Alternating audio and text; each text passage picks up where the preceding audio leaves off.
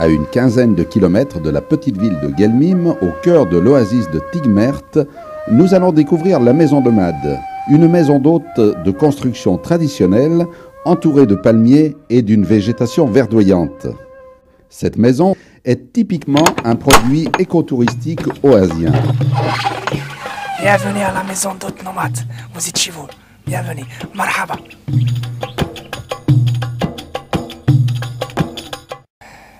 C'était une maison traditionnelle que je retapais, ça fait 4 ans. C'était une ancienne maison de ma famille. Bon, dans la construction, on a essayé le plus possible de garder le style traditionnel, qui s'adapte à les conditions climatiques. Parce que chez nous, l'été, c'est très chaud et l'hiver, c'est un peu froid. Alors, on a gardé le style traditionnel, c'est travailler avec la terre.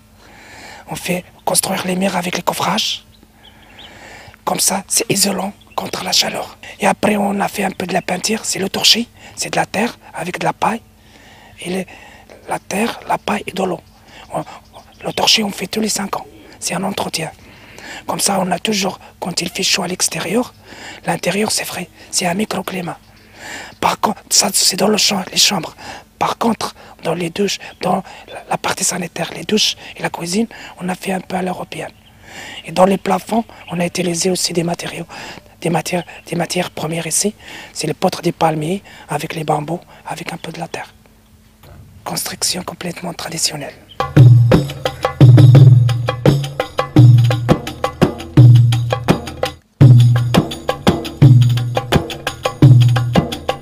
Pour l'instant, on a 3 activités. On fait l'hébergement, la restauration et l'animation. Dans l'hébergement, on a 7 chambres. On a possibilité de dormir dans les chambres ou bien dans les tentes.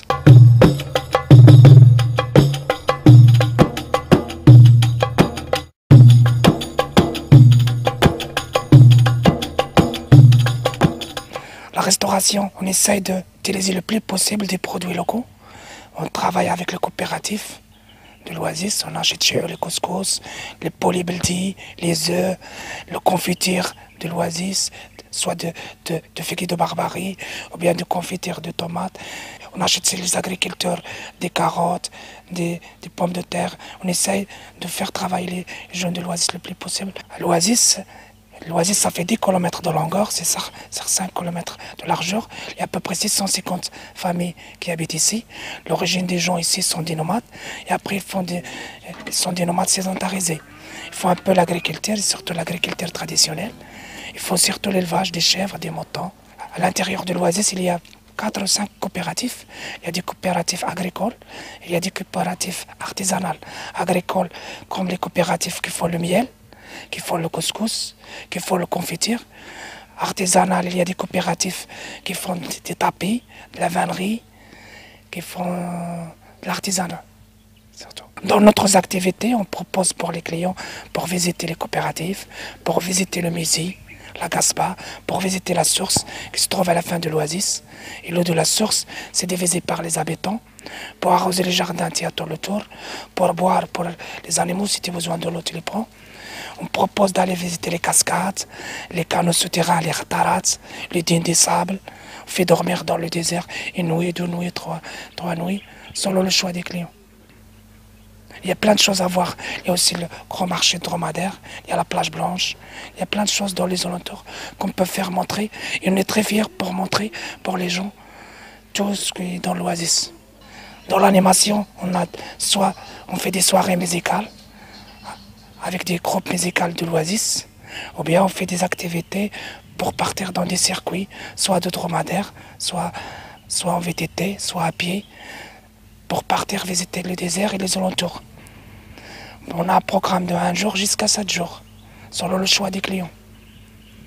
On a gardé le nom nomade de la maison d'hôte. On a donné le nom nomade parce que c'est un lieu des rendez-vous des nomades qui sont sur la terre.